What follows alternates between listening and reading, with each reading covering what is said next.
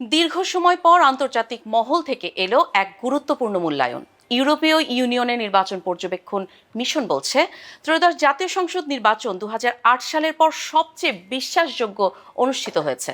ইউরোপীয় ইউনিয়নের নির্বাচন পর্যবেক্ষণ মিশন বলছে, ত্রয়োদশ জাতীয় সংসদ নির্বাচন ২০০৮ সালের পর সবচেয়ে বিশ্বাসযোগ্যভাবে অনুষ্ঠিত হয়েছে।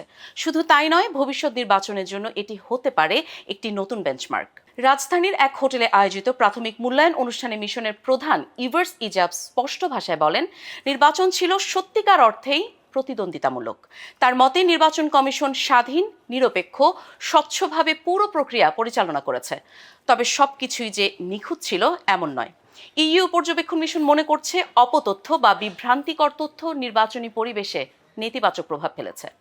সামাজিক যোগাযোগ মাধ্যমে ছড়ানো গুজব ও ভুল তথ্য ভোটারদের মধ্যে বিভ্রান্তি তৈরি করেছে, যা ভবিষ্যতে বড় চ্যালেঞ্জ হয়ে দাঁড়াতে পারে। আরেকটি গুরুত্বপূর্ণ দিক উঠে এসেছে রাজনৈতিক দলগুলোর অভ্যন্তরীণ কোন্দল নিয়ে। প্রার্থীরা স্বাধীনভাবে প্রচার চালাতে পারলেও দলগুলোর ভেতরের দ্বন্দ্ব নির্বাচনী পরিবেশে প্রভাব ফেলেছে বলে মনে করছে মিশন।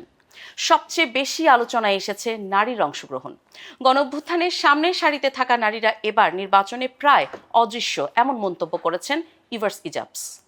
পরিসংখ্যান বলছে, নারী প্রার্থী ছিলেন মাত্র ৪%। প্রশ্ন উঠছে, রাজনীতির মাঠে নারীদের সেই দৃশ্যমান উপস্থিতি ভোটের ময়দানে কেন প্রতিফলিত হলো না? ইউ মিশনের বার্তা পরিষ্কার, নতুন সরকারকে এখন ভোটারদের প্রত্যাশা পূরণ করতে হবে। কারণ একটি বিশ্বাসযোগ্য নির্বাচন শুধু প্রক্রিয়ার মধ্যে সীমাবদ্ধ নয়, এর আসল মূল্য নির্ধারিত হয় নির্বাচনের পর সরকারের কার্যক্রমে। আন্তর্জাতিক মহল থেকে পাওয়া এই মূল্যায়ন রাজনৈতিক অঙ্গনে নতুন আলোচনা, নতুন বিতর্ক আর নতুন প্রত্যাশার জন্ম দিয়েছে।